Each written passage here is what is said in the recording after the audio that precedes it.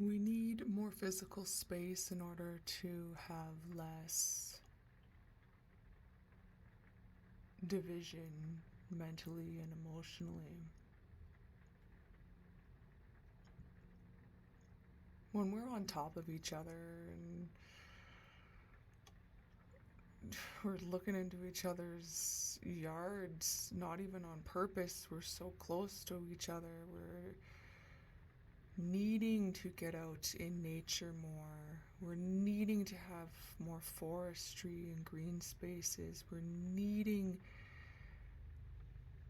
to be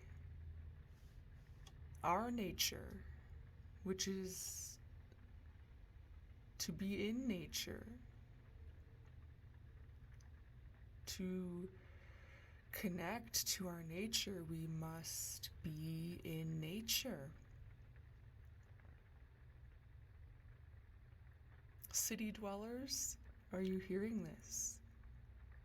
Big cities, concrete, steel and mortar and whatever other buildings and sidewalks and unnatural,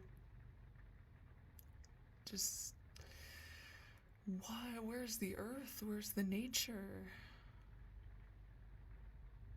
So we are seeing now that this is a huge need. This is why we're building more green spaces within cities. This is why we're reforesting to have more forested areas between us. More people are choosing to live on acres, small, like, up to 10 acres generally at the most, and be surrounded by wilderness. Even if it's more than 10 acres that they occupy, they probably only occupy it when it's more. I mean, if they're eco-conscious and want to live sustainably, then they only occupy more land when they have larger families and communities occupying that land. So humans as a whole take up less land in their occupancy because those with larger acreages invite other families to come and stay until a whole community is built where there is a reasonable amount of land per capita across the globe being occupied,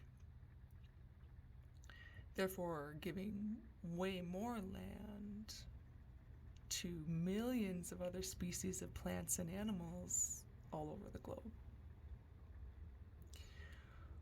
When we take more land than what is truly suitable for us to take, if we were to be fairly sharing with all species of plants and animals on the planet,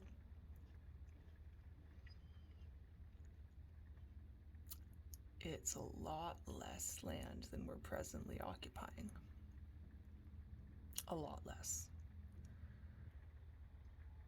So let's see how this is naturally going to happen. Well, naturally, more asexual people will turn up. Asexual people who want to raise kids they've adopted or no kids at all, as well as lesbian, gay, bi, trans, give it whatever label you want. We all have our differences and we all have our similarities. When we focus on the similarities, we get a lot further in conversation because there is middle ground and finding commonality. But we need to look at the differences too, in healthy ways. See that we are different, that we do have different sexualities, and who cares? Let people be them. We do have different ways of eating, let people be them. Be it vegan, vegetarian, and the meat eater. We're all evolving consciously, so more and more of us are becoming vegetarian and vegan, and the meat eaters are eating less meat. But let's embrace everyone's choices and see that our differences make us unique, like our own little puzzle. And we can really get to know our neighbors, our friends, our family. We can really be there for each other because we really have gotten to know each other and know what those individual needs are. Because in physical humanoid form, we do have individual needs. And we consciously choose how we're going to be in our individual physical form. And everything happens for a reason.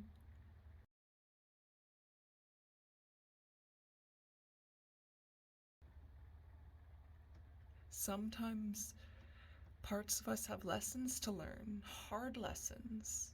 And so we become a part of their story in teaching them those hard lessons, however that may look.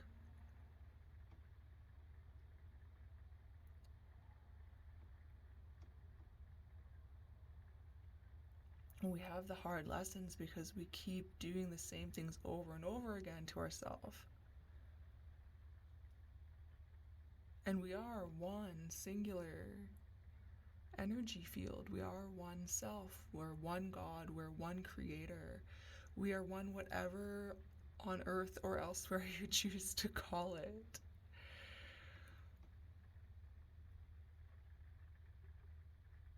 It's remembering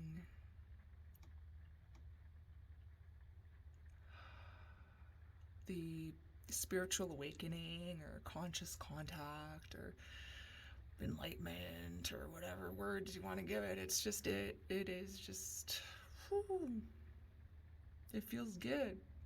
It's it. It's good. It's goodness. It's God. It's angels. It's clouds and unicorns and starlight. It's brilliant, wonderful, amazing.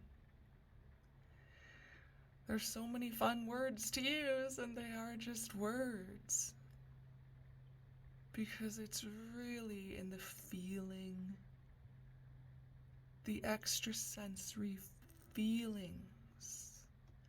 That's our intuition, our spirit, our own guardian angel, higher self.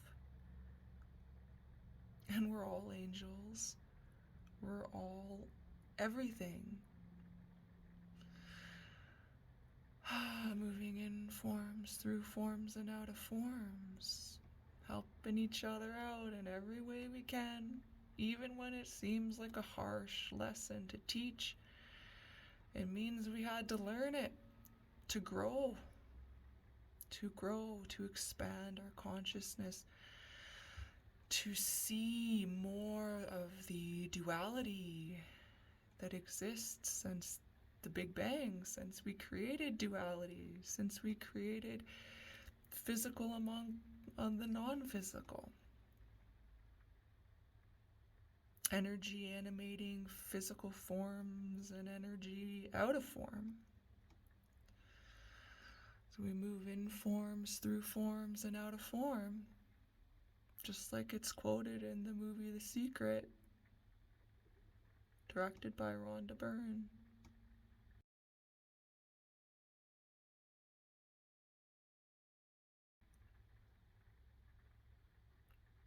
Law of attraction. It probably goes by other terms as well, but it's all the same thing. Quantum physics. It's all connected. Everything. Everyone. It's all one. There is no different things or others, except when we're referring to how we are in physical. Because in the physical, we have different physiology, different behaviors, different mental and emotional ways of thinking and feeling, and often it's based on physical external circumstances and events, and often very traumatic events that can start as early as birth or even in the womb. If the mother's being beaten and under stress, the infant feels it,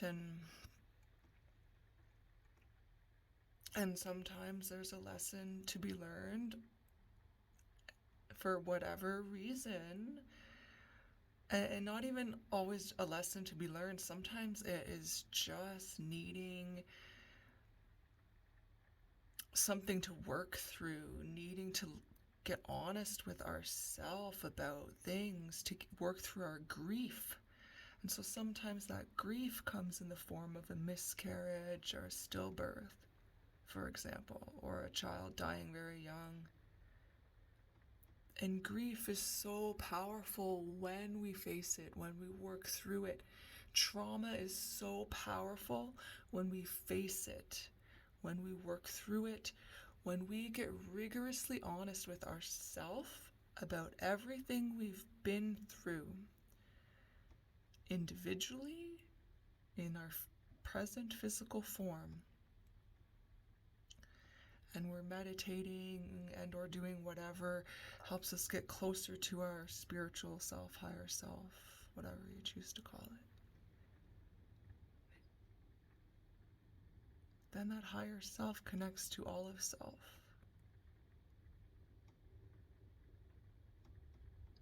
We need to face our fears, walk through them, face our demons, so to speak, and walk through it with treatment and recovery. Many support groups, 12-step groups for addiction recovery, treatment for PTSD like eye movement desensitization reprocessing therapy. We ask for help. We reach out for help, and there will be help there. Trust that this is true. That all of humanity, all humanoid species across the cosmos is simultaneously awakening, and we are helping ourselves out more. Because to help others is to help ourselves, and to help ourselves is to help others. It is the same. Service is a word used in, I'd say, any sect, denomination, religion, recovery group.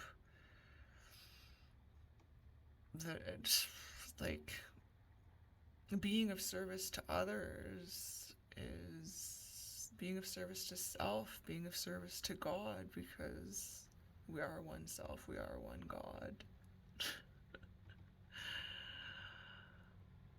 It's just good. It's just the goodness. Call it goodness. Call it feel good vibes. It doesn't have to be called God if that word scares you, or it doesn't have to be called like anything that scares you. Like, let go of the fear, let go of the overanalyzing of words. Like, boo, like, just give it whatever words you want. And we'll all get to know that we're all talking about the same thing with just a bunch of different words and a bunch of different languages and from a bunch of different cultures that are all awesome and all unique and wonderful to study and learn about, so we can, with an open mind, expand our mind, expand our consciousness.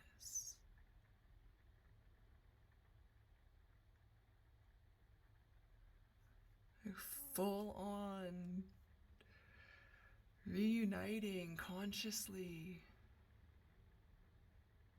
across the entire cosmos.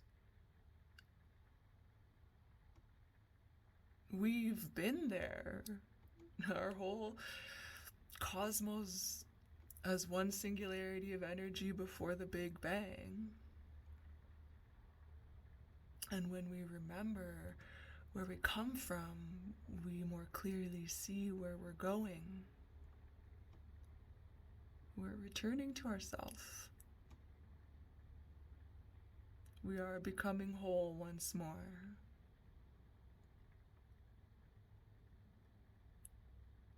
And it is truly magnificent to see so much more nature on this planet.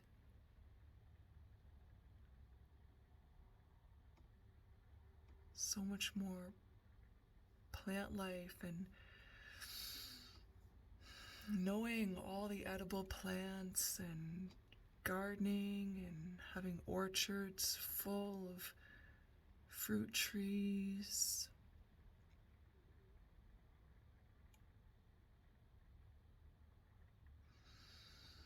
So much food everywhere, and nature just does it for us with the love of tending to the roots around some of the edible food. And those roots, they're fed to the cows and goats, or they're composted. Chickens. Those are what we, as mostly vegetarian and vegan, as far as eating animal products of any kind, it's down to dairy and eggs for most people, if not all, by the time we are all fully awakened. And we have our pet goats and our pet cows and our pet chickens, and we love them, and they love us, and we take such good care of them. We have the best dairy products, homemade, local, right here at home, and the best chicken eggs right here at home, with more space between us, more forests between our homes, and more acreage to be self-sustainable at home. The acres that we do reside on are used most practically and logically to be most sustainable. We make use of sun in sunny areas with solar, geothermal where it comes easily from the earth. When we are by water that could be used for hydro, we use it right there, local, free energy. Smaller communities. Yet when we travel on bicycles, more often than not, have more bike lanes and electric vehicles, and everything is reused and refurbished and remade into a new. So we don't need to newly manufacture things. We already have all the technology. We just utilize it with the materials we've already extracted from the earth. By recycling, reusing all materials we already have. The last people to awaken, for the most part, could be those large corporation, greediest of the greedy, those who don't want to let go of the ongoing profits that go nowhere. Profits go nowhere. Like, they don't. They go into more greed. The more profits we have, the greedier we get. That's how our ego, physical brain, addiction to money, slave to the money ideology, and societal norm almost. It's pretty much a societal norm now, but it's shifting, thank goodness. Because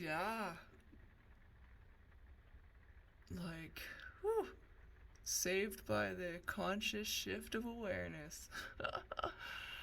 When we realize this, we're like, oh, heck yeah! Like, yeah, we have our differences that make us unique and amazing, but we do have a single consciousness as well. We have our individual consciousness and our single consciousness.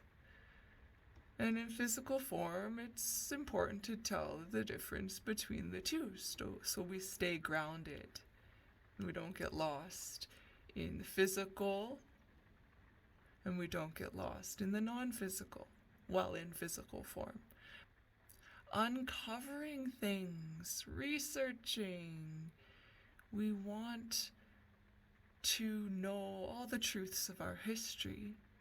There's been a lot of cover-ups, and this is becoming more clear now as we awaken, as we research, as we're more self-taught and not depending on the government's schooling systems or the religious schooling systems, which are biased to how the government or those religions want to teach the future generations. So cool, we grew up in a traditional school setting. We learned some stuff there, thank you. I'm gonna be more self-taught now, is what we start telling ourselves. We learn much as we go along.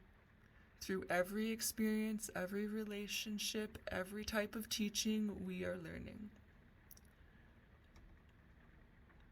However, the most powerful teacher is our intuition. The most powerful teacher is our self-taught, guided intuition that's guiding us to what books we ought to read, because we have an intuitive nudge from within, like it says in the movie The Secret by Rhonda Byrne. We have that intuitive nudge within that says, this is what I truly want. I need to read this. I need to watch this. I need to turn this on and turn that off. And sometimes it's just admitting the truth to ourselves, our true addictions. We're addicted to TV, we're addicted to video games.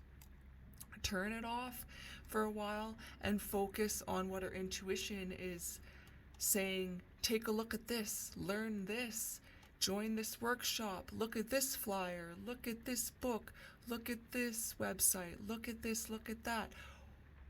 Watch, listen, read, learn.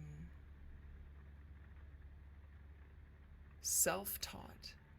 We have all knowledge at our fingertips. The internet. Again, quoting The Secret, they say the same thing. All the knowledge is at our fingertips with the internet. And no, I didn't appear on the movie The Secret. This physical body did not. There are millions and soon to be billions more who just understand all this same stuff, and so they can talk in the same language as those who appeared in The Secret.